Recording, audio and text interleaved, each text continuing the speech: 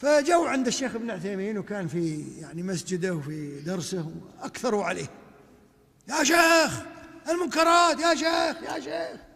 بعدين قام واحد ومتحمس جدا، والشيخ خلص سكر الكتاب، الناس طلاب علم كتاب، لكن سكر الكتاب الشيخ، سكرنا، والشيخ خلاه يتكلم، وهذا هايج إلى متى؟ كيف تسكتون؟ كيف تكتمون العلم؟ كيف تكتمون؟ أمركم الله بالأمر بالمعروف بالنهي عن المنكر، المنكرات ضجت، والبنوك الربا وكذا كلام كثير. إلى متى تسكتون؟ إلى أن هدى الشيخ ولا كلمة يا أخوان. الله أكبر، رحمة الله عليه رحمة واسعة. خلاه لما فرغ البطارية كلها. يوم انتهى الشيخ قال: خلصت؟ بهدوء. قال: نعم خلصت. قال: بسألك سؤال. الشيخ يقول له: أبسألك سؤال. قال له: كيف عرفت أننا لم ننكر؟ الله أكبر، فعلا لو في عقل، قال له: كيف عرفت أنه ما أنكرنا وما رحنا وما قلنا؟ كيف عرفت؟ قال: لأن المنكر. قال: لا تعلمني كيف عرفت. هل تستطيع تجزم أني أنا ما رحت؟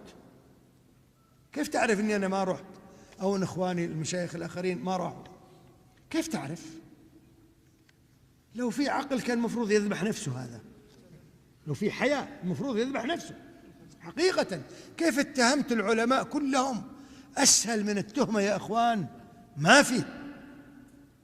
كيف اتهمت المشايخ والعلماء كلهم؟ الشيخ عبد العزيز مشايخ كبار، كيف اتهمتهم أنهم لم ينكروا؟ قال له: على كل اقعد. كان واقف، قال له: اقعد. هديت، اقعد. قال: لا والله رحنا. قال: لكن احنا إذا رحنا ما نرجع لجينا المسجد وصعدنا المنبر نقول: يا أيها الناس إني قد ذهبت إلى الأمير وأنكرت عليه 1 2. قال: لا والله ما احنا من هذا النوع، ما احنا من هذا، نسر.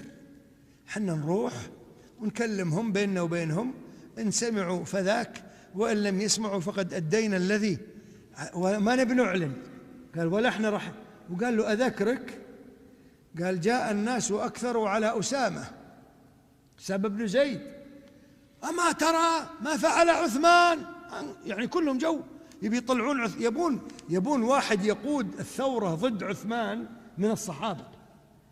فجاءوا عند أسامة بن زيد، قالوا: هذا مقدور عليه، يمكن هكذا فكروا، لكن الصحابة يا أخوان قالوا: تعال شوف، عثمان فعل كذا، عين الأقارب، عين مدري من، وسوى كذا وسوى كذا. عثمان لما تنكر عليه؟ إلى متى ما تنكرون عليه؟ قالوا: وش دراكم أنه ما أنكرنا عليه؟ نفس الكلمة ذكره بها.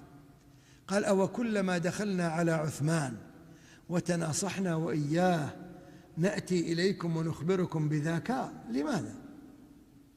يلا طردهم أسامة بن زيد. فالشاهد يا أخوان، إحنا نقول هكذا الإنكار عندنا فيه أسلوب ووسيلة. ما تروح تحمل السيف وتنكر تقول أنا بننكر، لا تنكر ويتولد من الشر منكرا أعظم. ما سويت شيء، لا ما ينفع.